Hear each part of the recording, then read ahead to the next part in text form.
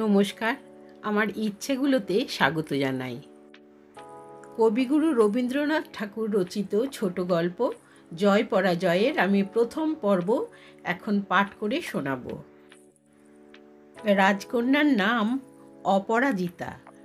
উদয়নারায়ণের সভাকবি শেখর তাহাকে কখনো চক্ষেও দেখেন নাই, কিন্তু যেদিন কোনো নূতন কাব্য রচনা করিয়া সভাতলে বসিয়া রাজাকে শুনাইতেন, সেদিন কণ্ঠস্বর ঠিক এতটা উচ্চ করিয়া পড়িতেন যাহাতে তাহা সেই সমুচ্চ গৃহের উপরিতলের বাতায়নবর্তিনী অদৃশ্য শ্রোতৃগণের কর্ণপথে প্রবেশ করিতে পারে, যেন তিনি কোনো এক অগম্য নক্ষত্রলোকের উদ্দেশ্যে আপনার সঙ্গীতোচ্ছ্বাস প্রেরণ করিতেন, যেখানে জ্যোতিষ্কমণ্ডলীর মধ্যে তাহার জীবনের একটি অপরিচিত শুভগ্রহ অদৃশ্য মহিমায় বিরাজ করিতেছেন।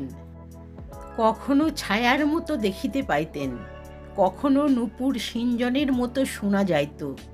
বসিয়া বসিয়া মনে মনে ভাবিতেন, সে কেমন দুইখানি চরণ, যাহাতে সেই সোনার নূপুর বাঁধা থাকিয়া তালে তালে গান গাহিতেছে। সেই দুইখানি রক্তিম শুভ্র কোমল চরণতল প্রতি পদক্ষেপে কি সৌভাগ্য, কি অনুগ্রহ, কি করুণার মতো করিয়া পৃথিবীকে স্পর্শ করে। মনের মধ্যে সেই চরণ দুটি প্রতিষ্ঠা করিয়া কবি অবসরকালে সেইখানে আসিয়া লুটাইয়া পড়িত এবং সেই নূপুর সিঞ্জনের সুরে আপনার গান বাঁধিত।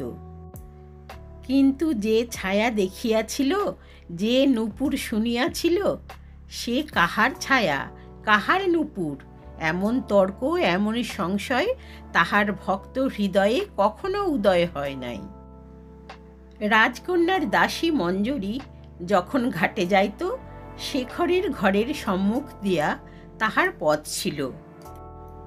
আসিতে যাইতে কবির সঙ্গে তাহার দুটা কথা না হইয়া যাইত না। তেমন নির্জন দেখিলে সে সকালে সন্ধ্যায় শেখরের ঘরের মধ্যে গিয়াও বসিত। যতবার সে ঘাটে যাইত, ততবার যে তাহার আবশ্যক ছিল এমনও বোধ হইত না। যদি বা আবশ্যক ছিল এমন হয়, কিন্তু ঘাটে যাইবার সময় উহারই মধ্যে একটু বিশেষ যত্ন করিয়া একটা রঙিন কাপড় এবং কানে দুইটা আম্রমুকুল পরিবার কোনো উচিত কারণ পাওয়া যাইত না। লোকে হাসাহাসি কানাকানি করিত, লোকের কোনো অপরাধ ছিল না। মঞ্জরীকে দেখিলে শেখর বিশেষ আনন্দ লাভ করিতেন, তাহা গোপন করিতেও তাহার তেমন প্রয়াস ছিল না। তাহার নাম ছিল মঞ্জরী। বিশেষ করিয়া দেখিলে সাধারণ লোকের পক্ষে সেই নামই যথেষ্ট ছিল, কিন্তু শেখর আবার আরও একটু কবিত্ব করিয়া তাহাকে বসন্ত মঞ্জরী বলিতেন। লোকে শুনিয়া বলিত, সর্বনাশ।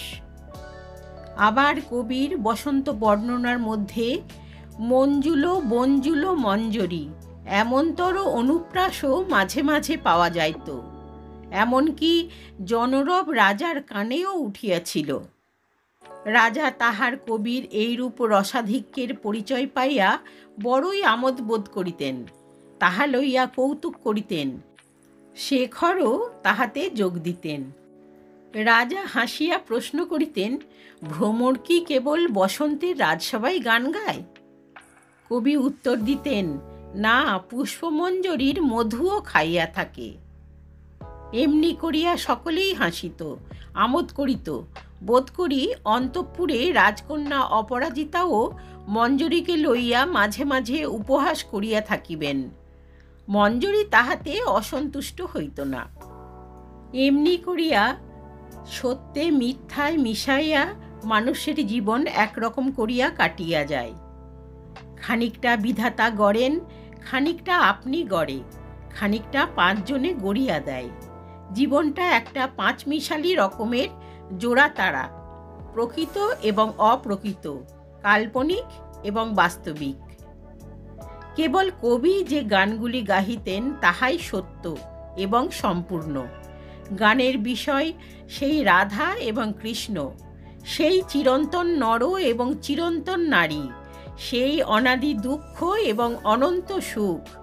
সেই গানেই তাহার যথার্থ নিজের কথা ছিল, এবং সেই গানের যথার্থ অমরাপুরের রাজা হইতে দিন দুঃখী প্রজা পর্যন্ত সকলেই আপনার হৃদয়ে হৃদয়ে পরীক্ষা করিয়াছিল।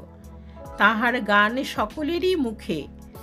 জ্যোৎস্না উঠিলেই, একটু দক্ষিণা বাতাসের আভাস দিলেই অমনি দেশের চতুর্দিকে কত কানন, কত পথ, কত নৌকা, কত বাতায়ন, কত প্রাঙ্গণ হইতে তাহার রচিত গান উচ্ছ্বসিত হইয়া উঠিত।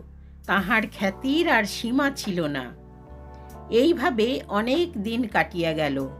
কবি কবিতা লিখিতেন, রাজা শুনিতেন, রাজসভার লোক বাহবা দিত। মঞ্জরি ঘাটে আসিত এবং অন্তঃপুরের বাতায়ন হইতে কখনো কখনো একটা ছায়া পড়িত, কখনো কখনো একটা নূপুর শোনা যাইত। এমন সময়ে দাক্ষিণাত্য হইতে এক দিগ্বিজয়ী কবি শার্দুল বিক্রীড়িত ছন্দে রাজা স্তবগান করিয়া রাজসভায় আসিয়া দাঁড়াইলেন। তিনি স্বদেশ হইতে বাহির হইয়া প্রতিমধ্যে সমস্ত রাজকবিদিগকে পরাস্ত করিয়া অবশেষে অমরাপুরে আসিয়া উপস্থিত হইয়াছেন। রাজা পরম সমাদরের সহিত কহিলেন, এহি এহি। কবি পুণ্ডরীক দম্ভ ভরে কহিলেন, যুদ্ধং দেহি।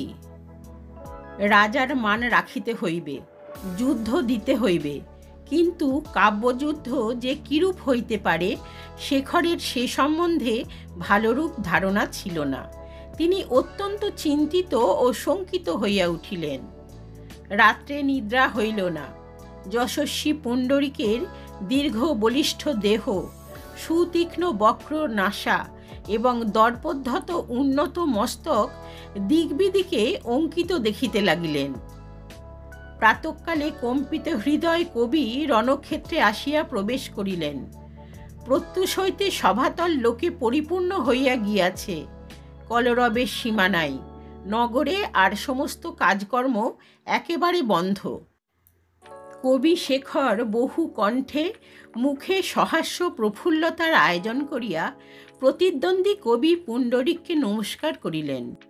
পুণ্ডরীক প্রচণ্ড অবহেলা ভরে নিতান্ত ইঙ্গিত মাত্রে নমস্কার ফিরাইয়া দিলেন এবং নিজের অনুবর্তী ভক্তবৃন্দের দিকে চাহিয়া হাসিলেন।